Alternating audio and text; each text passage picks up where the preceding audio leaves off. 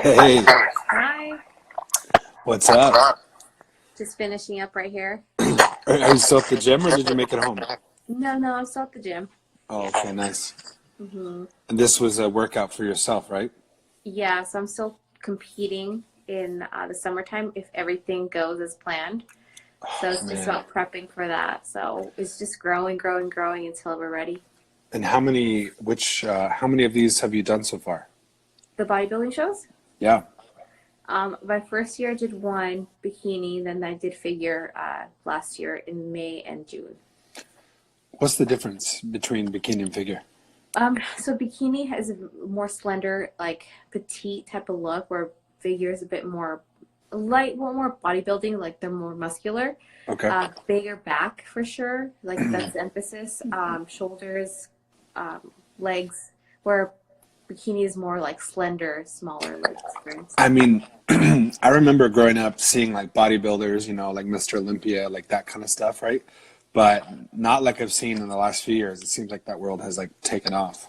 Yeah, there's a lot of booming. Like I think Hmm. at probably like 5 years ago, 10 years ago, it started getting really good traction, and then just recently, I think it's a really cool like way to get yourself in shape, but also get just motivated, to like Hmm. push yourself your limits. Because I tell everybody like it's physical journey, but honestly, like it taps into your spiritual power so much. Yeah, yeah, for sure. Anything that is like a big process of change and becoming and hard work and all that good stuff. So we have some cool people joining on. If anybody wants to ask a question, just post the question, or you can use the little question mark at the bottom. So we kind of just jump right into it. But first of all, I just want to say thank you for joining me. This is Dalila, aka Coach Dee, aka what's your Instagram handle? Strong soul trainer. Right. So many cool names. I know you've had like a few different careers. You've had a few different parts of your journey, and I know it's late. I know you've had a full day of training, so I appreciate you taking the time. But just wanted to talk to you. You know, well, a couple things. One, just hear your story, obviously, and then also talk about some practical tips you have for people in a season like this, just fitness wise. I know you're doing some private training via Zoom and different things like that. So some tips for people to stay fit during quarantine, hmm and then also spiritually and just socially. Like, what are some of your thoughts on what's going on and how people, perspective that people can have, and yeah, just kind of stuff like that. So for those of us that don't know, she says she's a genius, FY. Yeah, I know. That's why we're here.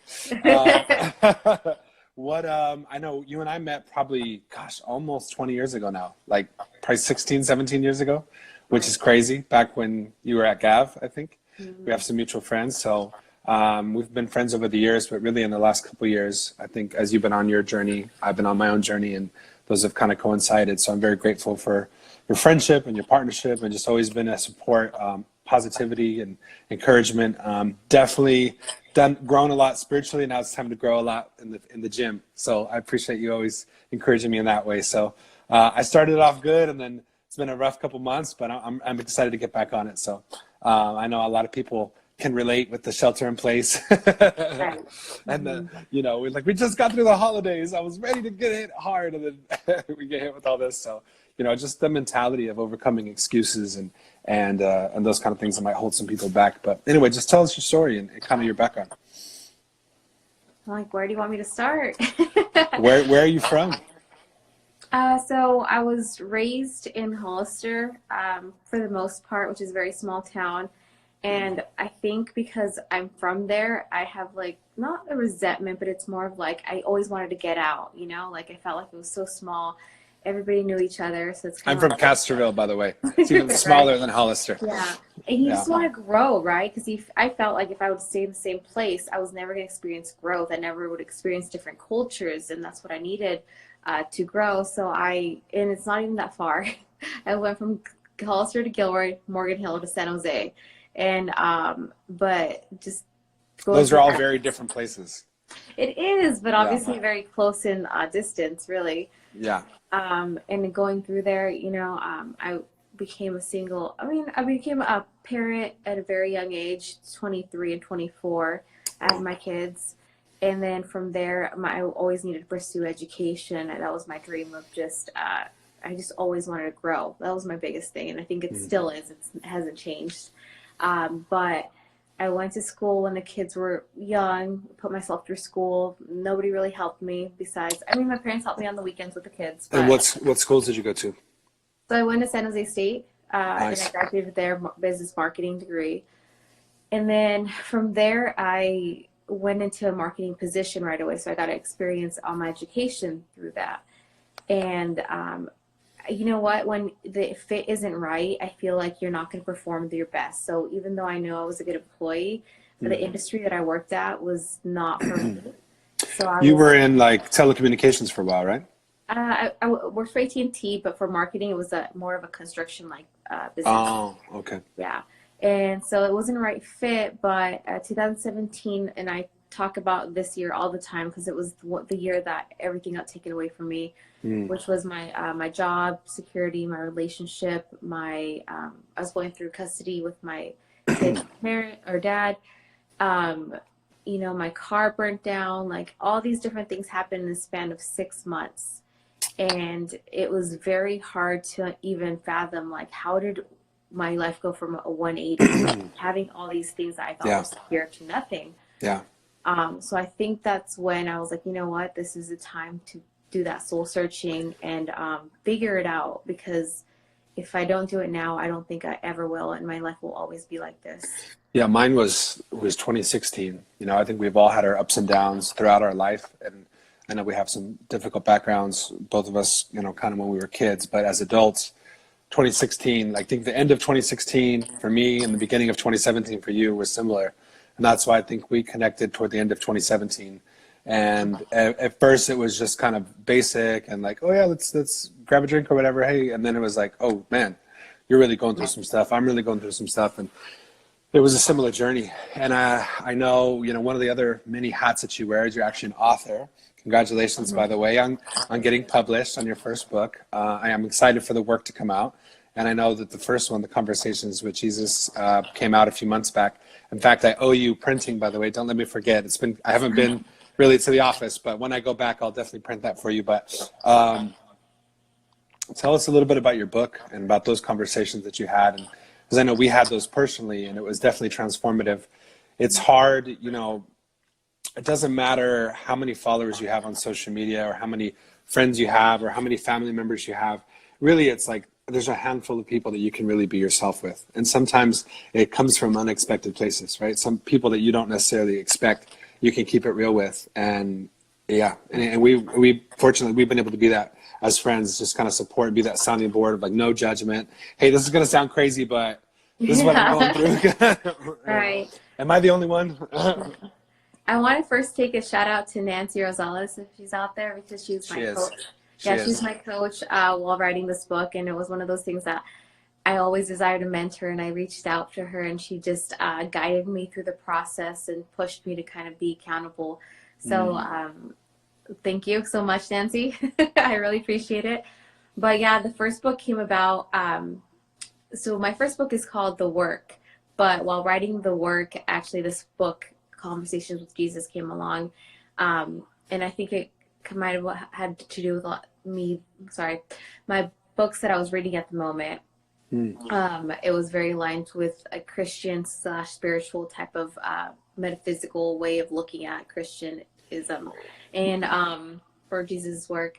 So I don't know, I got really inspired because I know that when I read Conversations with God by Neil Donald Walsh in 2017, that changed my paradigms in the way I saw things in the world. And by doing that, I was able to relieve so much pain and stress and anxiety and depression from me. So by just even the thought of knowing that everything is perfect, you know, like even though it doesn't seem like it's perfect, like this quarantine thing doesn't seem like it's perfect, but like Tony Robbins says, you have to think this is happening for us. Like there's a reason out there for it. We might not know what it is right now, but at the end of the day, it's going to be for the greater all.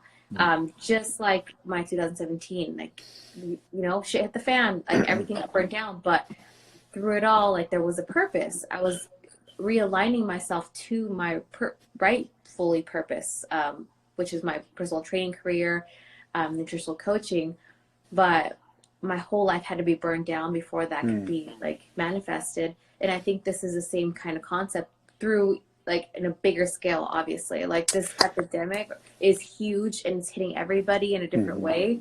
But we have to understand that we're going to get through this. It happens for a reason. We might not know why, but we'll figure it out as we go. And like, I think there was a lot of posts that were like, you know, maybe the earth just needs to heal itself. You know, maybe we're the virus of the earth. Like, Yeah, there's some truth to that. I mean, Yeah, not so much that we're the virus, it's the unsustainable lifestyle, right? I know you have a dream one day to have a community of tiny houses that live off the land and kind of a healing center, and would love to know more about that. But I think it's definitely making us aware of what's really needed and necessary. And as frustrated as a lot of people are, I think people are realizing like, oh, well, actually, we can change things up a little bit. And maybe like obviously a 9 to 5 and commute and school and the routine that we're all used to, as important as it is, and as soon as everyone's excited to get back to it, I think also we realize like there's more to life than just the routine and just all the stuff that we do and the busyness that we go through, right? And one thing I very much appreciate about you is that, you know, a lot of people can get caught up with sharing inspirational quotes on social media or, you know, whatever. And a lot of people will go from job to job or relationship to relationship, blaming those circumstances or blaming the other person or whatever it is, and never really take an inventory of, well, maybe I'm the problem, or maybe there's something, you know, the common denominator in all my problems is me, right? And so you're someone, and we've had some amazing times as a team where we can just get raw and get real, and I see you doing the work. And like I said, I'm excited to join you in the actual physical work in the gym, but I've been doing the mental and emotional work these last few years. And it was hard, and it was not easy, and it was lonely. I mean, look at you. You look like a boxer leaving for the fight. right? Always. first one at the gym, last one at the gym. And talk about the connection between like the emotional, mental, spiritual world and also the physical. So like not just like taking pills or using filters, but actually getting in the gym and doing the work on a physical sense, but also how did that transform you like mentally and spiritually? I mean, for me, I think it starts in the mind. I don't think you do the body first. I think you have to hit the mind first. And you have to like see the root causes of things, of course, and why you're doing certain things and habits and how we're dealing and coping with our emotions, right? So a lot of times, obviously the vices of like sex, drugs, alcohol, but a lot of people shy away from food. Like real talk, that's probably the biggest thing. And we're conditioned to obviously the whole fat shaming thing. I know it's wrong, but we're almost making it an excuse. Like, no, Right. like there is a problem there. You know what I mean? Right. Like we Right. have issues. We have more anxiety. We have more depression. We're not able to function. And I mean, the way our society is with phones and everything, it's not, you know. I think food is the most socially acceptable vice. Because Alcohol, it's our first one and it's the most common, right? So it's like a pacifier or like a security blanket. Food is our first, and it's kind of the one that we all share, right? Not everybody drinks alcohol. Not everybody is, you know, promiscuous. Not everybody does drugs, but everybody eats. And most people have some kind of issue with it. Either they don't eat enough because of internal issues, or they eat way too much because of internal issues. And I've gone through periods of my life where I've quit smoking or quit drinking, or it's never really been a big problem for me, but the food has always been the challenge. Like even if I'm killing it in the gym, it's still hard to be disciplined when it comes to that. And I'm realizing now, obviously that's codependency, that's you know, stress and anxiety, and it's that temporary like high that you get from eating terrible or whatever, then you feel bad, and it's this bad cycle where you get caught up in the cycle of negativity, right? Yeah, I guess even going through this journey and just educating myself on the biomechanics of the body. For example, the brain has happy chemicals, right? Dopamine, oxytocin, serotonin, endorphins. And you get them different ways. Obviously, endorphins, you're going to get them while working out, right? So that's a natural type of high. But dopamine is one that you get from like eating something. So it's kind of like you get that while you eat. And then it's the reward center of the brain, right? Right. Yeah. So just honestly being aware of like how your body functions and your patterns through that, I think it brings out awareness and your patterns and then your habits, and then you're just like, oh shoot, like this is why I do that. You know, this is why I look at my phone to see how many likes I have. It's the dopamine release. So my friend Lulu, we work together in the financial space, insurance space. She actually wants to know where people can purchase your book. It's on Amazon, and the book is called Conversations with Jesus Christ Consciousness. That's the first book, and again, the second book is it's on its way of finishing up. It's called The Work. Okay. Do you have a main site or main? I guess your IG has links to everything. Yeah, if you go into my link tree on IG, it's like the first link to Amazon. Okay. Perfect. Yeah. So I'll try to type in your handle here so people can follow you, and then is it strong underscore? Strong Soul _trainer. Strong Okay, cool. But I think honestly, this is actually motivating me just to finish my second book called The Work, because I think that it's just so powerful of a tool, and so many people have to do their work. You know, I say that after you turn 35, you're programmed a certain way, and it's so much harder for you to change your habits. You have to work twice as hard for half the results. I wish somebody would have told me that. Yeah, but prior to 35, I think you're more flexible with your approach. You're still trying to get to know who you are, so you're able to change and shift paradigms. But after 35, it's kind of like you're set on who you are almost. You know, I think it takes that big of a mountain to do that. But you know what? Everybody's in their own journey, and everybody's different. And I think that everybody has the capability to change and shift.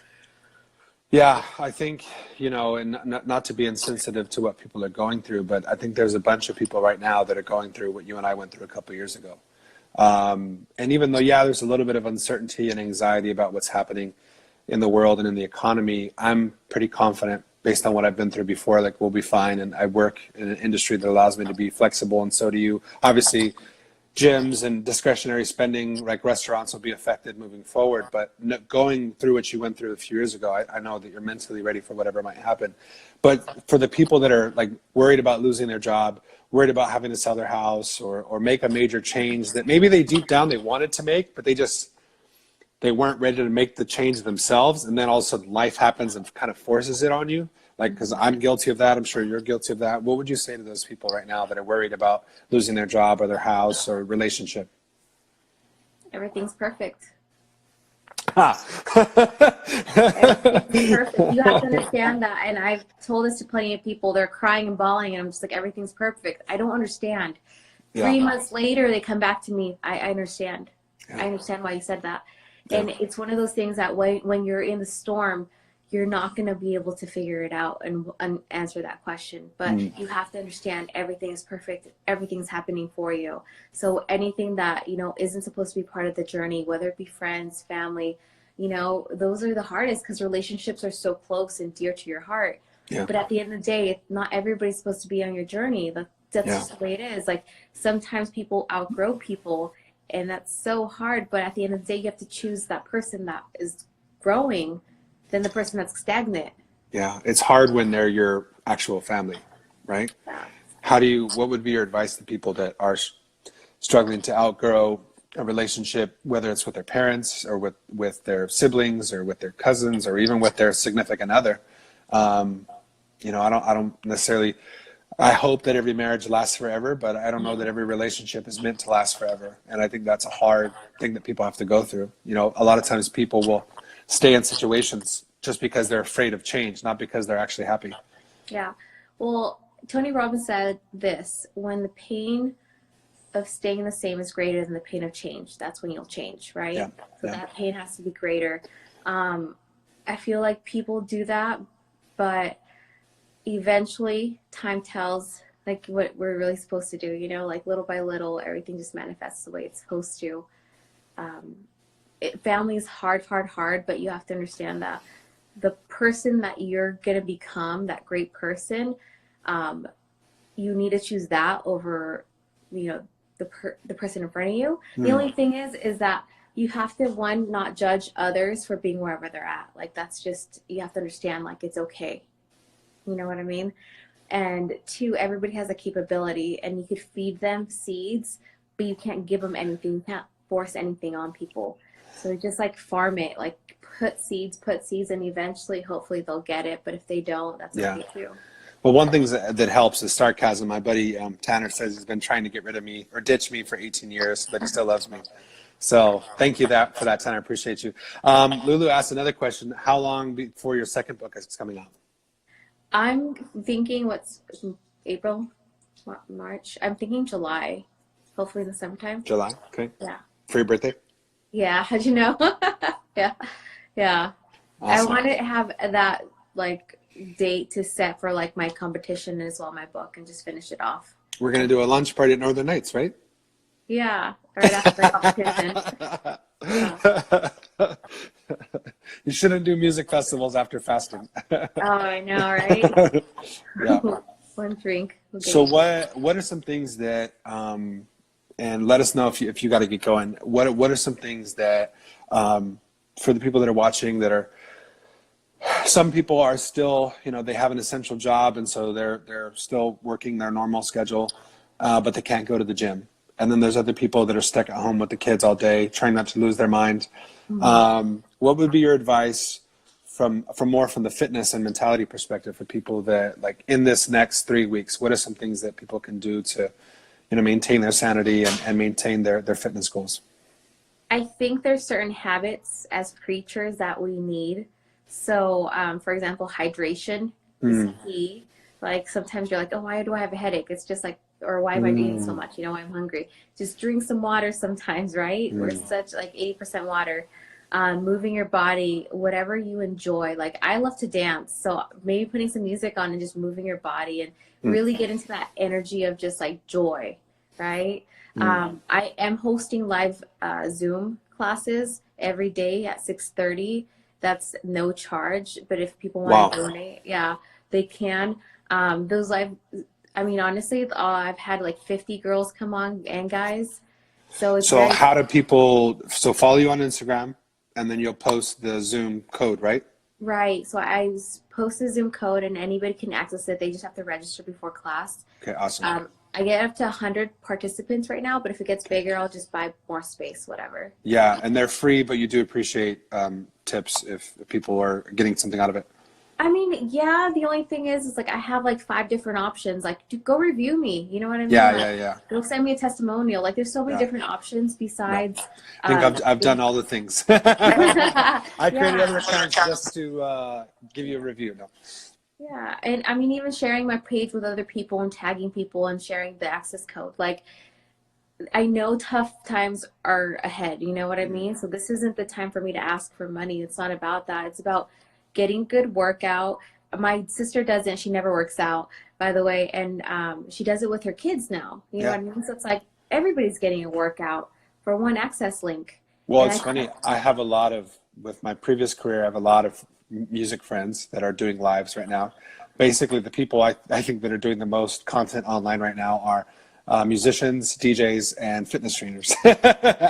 But these are things that people normally get paid to do, that because of what's happening right now, they're unable to do that. So I appreciate you giving so much, but I also think that, you're adding a lot of value, and people should definitely be willing to contribute and support you because you do amazing stuff. I think I did 1 or 2 workouts with you, like officially, and I almost died from the warm up. So I know, I know it's legit.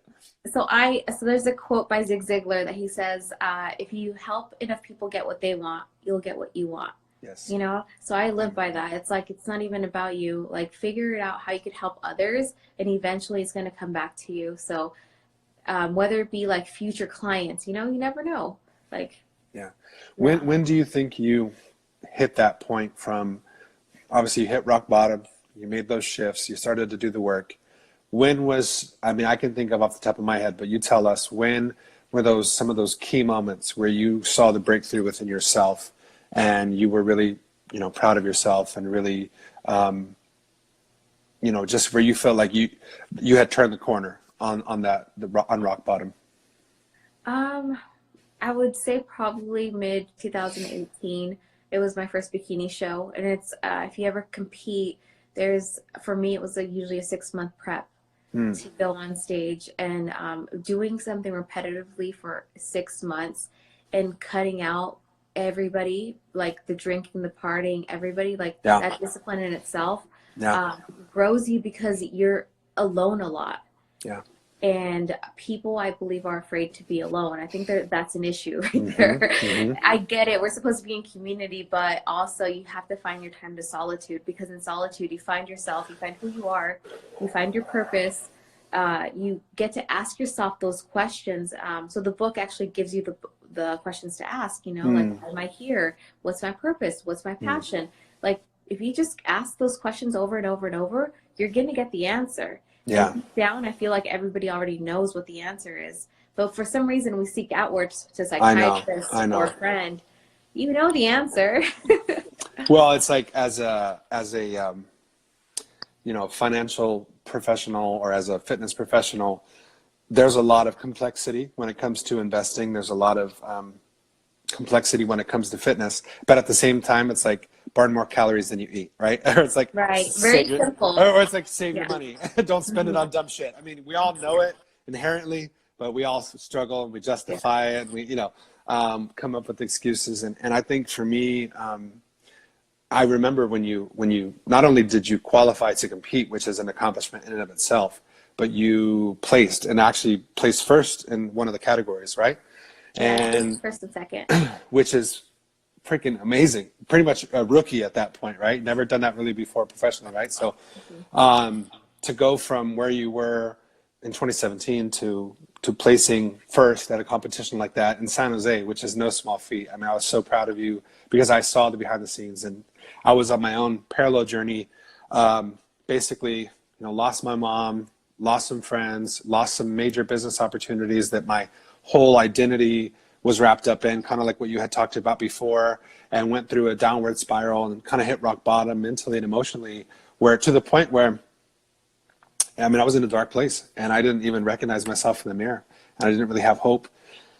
And just little by little, I started to crawl out of that place. And, I think we reconnected around that time. And I very much value those conversations that we had of like, hey, I see you. Like, even though like we're on this path alone, like you're not alone. You know what I mean? And those moments, and I hope that everybody here has somebody like that in their life or has a community like that. And if not, then let this be that community, because for me, it was last year. And I know we both can nerd out on conspiracies and on angels and on spiritual stuff. Like, we don't even have time to get into all that, but there's certain numbers that have become very significant to me. And last year was a special date. It was right before my birthday, and I was able to pass my real estate exam, which, we're getting older now, and it's been a long time since I've been in school. So for me to like study and finish something, I'm someone who takes on too many projects and never gets anything done. That's just been a bad habit of mine my whole life. So as I gotten older, I realized that I'm not going to be effective that way. And if I actually want to help people and accomplish my goals, that I need to like consolidate and focus. And so one of those things was working in real estate with my brother. And the real estate exam, it's not rocket science. It's not like being a doctor or anything like that by any means, but it's not easy. Just not anybody can pass it.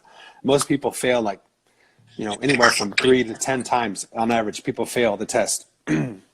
I walked in there just feeling like my brain was working for the first time in years.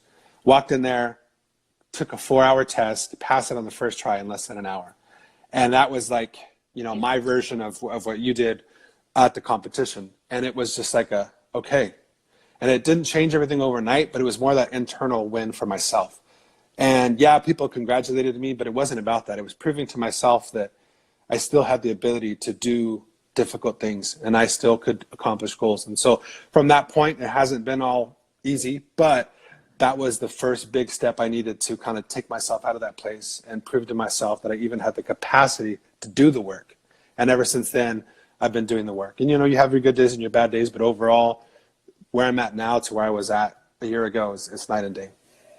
Right. That reminds me of like when I graduated college and I was walking through that ceremony and I almost like started crying. I teared up a little. I was like, man, it took me a lot.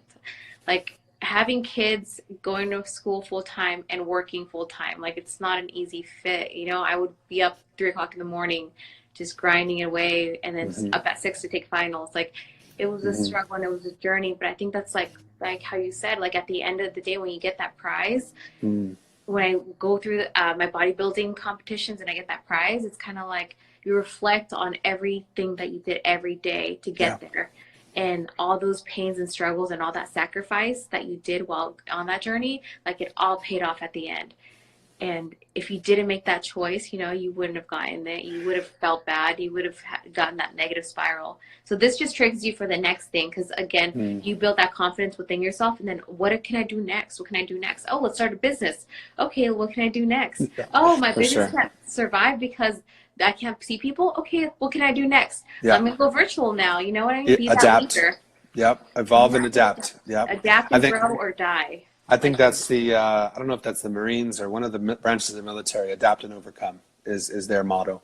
And you've definitely seen that, and you're definitely someone who's done that. What would you say, now that obviously you still have some personal goals, and you've definitely proven to yourself, and I've proven to myself, and I have some personal goals, but community-wise, what have you seen now that you're helping clients?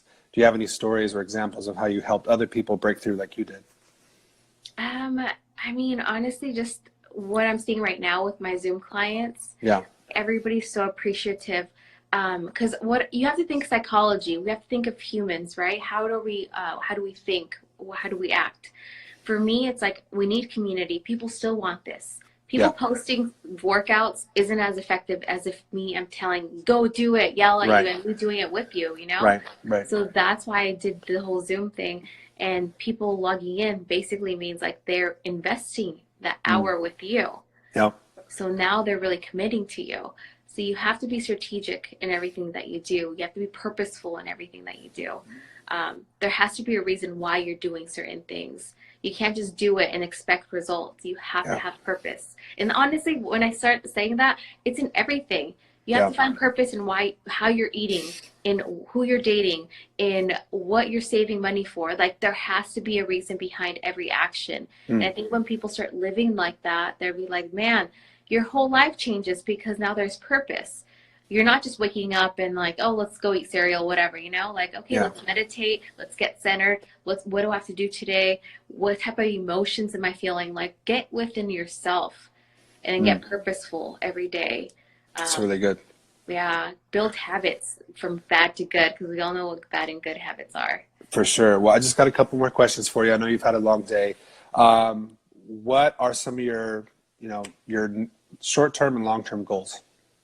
Short term, I mean, with this whole shift going on, if I could build this virtual business up and really help impact a ton of people, so right now my whole schedule's packed, right? I have 50 hours of work with personal training. Yeah.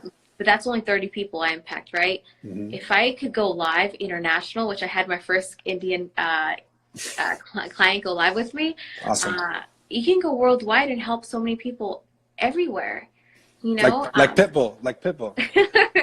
But the cool thing about my workouts is like, we're going to get a killer workout. At the end, I give you like a 5-10 minute speech of whether it be consciousness, whether it be habits, whether it be kindness to yourself. I'll give you virtue. Let's talk about fortitude. Why is this important? Because we can overcome any obstacle in front of us. So having those cool down talks with people, like I think people really just wait till the end to see what I have to say, because now they're going to feel inspired. And they're going to be like, maybe the way I'm doing things, I have to be more conscious of now. I've been running on this program. Let's switch the program out and let's change habits, and then watch your life change after that.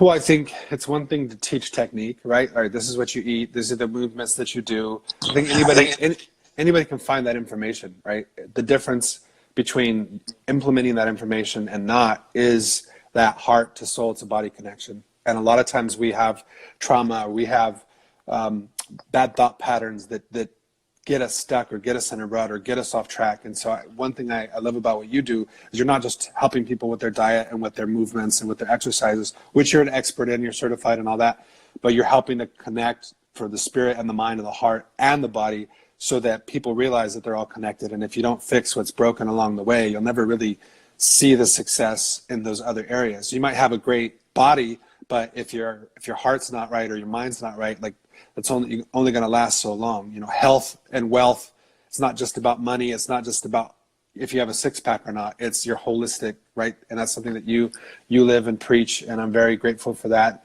So I know a lot of people have gotten value out of this. We've had some really cool comments and people jumping on, and I'm going to try to record this and share it. But I want to do everything I can to support you.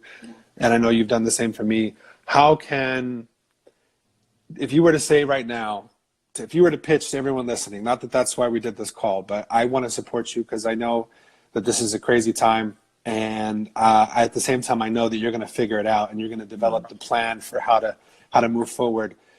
Who are the type of people that you're looking for and that are looking for you? Like what, explain who you are and your style in a way that the right people and how the right people can find you. I mean, obviously I'm on online platforms to find me, but I always talk about what's called the 8% of people. So there's 2% of people that have figured it out. They're doing the work, they're advancing. There's 90% of people that will not do the work, are unaware that they need to do the work, or unwilling to do the work. I can't help those people, but I think that there's an 8% gap of people that want to shift and change and know that there's a better way, but just don't know how or why or when, and they need some guidance. And I think that's the 8% I'm trying to tap into, because when I start talking, most people are like, you don't talk like everybody else. Right. And you have to be super aware of that. I say this acronym TSA is super funny: thoughts, speech, and action. So consciously think your thoughts and being aware of where they're coming from. Make sure that because it manifests into reality through your speech, and then all of a sudden you're acting out a certain way through your actions. So I think if people are on this call, and that I couldn't have said it better.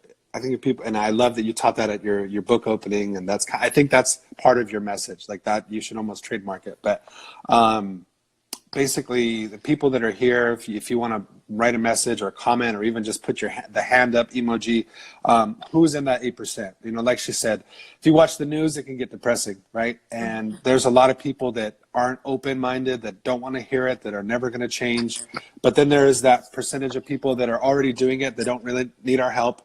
And then there is that small percentage of people, and that's why you and I connected, because I was like, hey, I know what I know, but I don't know what I don't know. And I want to connect with like-minded people that have that holistic approach. And I want to say that I'm part of that 8%. And, I have things to contribute, but I also have a lot to learn from you. So count me in.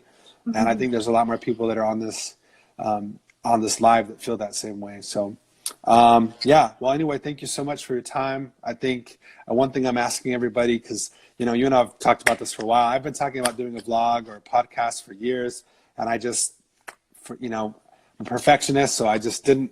I procrastinated. It's this right here. Yeah, it's this right for here. Sure. I procrastinated. And it has stopped me for a decade. And on one hand, I regret that. On the other hand, I don't, because it like you said, it's perfect. And so when this happened, I said, you know what? I don't have all the gear I want. I'd rather do this in person, but you know what? Here we are. People have a little bit of time. Why don't we try IG Live? And honestly, the response has been great. The one thing I get from everyone I talk to is a commitment to do this in person when the dust settles on everything and we can actually sit down and do a proper podcast. So are you down? Of course, for sure. Okay, awesome. Awesome. Well, thank you so much for your time. I hope you get some rest, and I plan to join your class, if not tomorrow, then the next day. No. Don't. Commit for tomorrow. Okay, what time is it tomorrow? Leg day, 6:30. It's every day at 6:30. It's free, so there's no excuses. All right, so now 100 people are going to hold me accountable. So, okay, so tomorrow at 6:30, I'll let you guys know how it goes. Leg day. Leg day, of course. My favorite. First day's leg day. Yeah, you are a beast. Okay, awesome. Well, thank you so much for your time, and we'll be in touch. And if anybody has any questions, feel free to reach out to either one of us. Please follow both of us, and we'll go from there, and we'll build this community, one step at a time. Awesome. Thank you so much. Have a great night. Bye. Bye.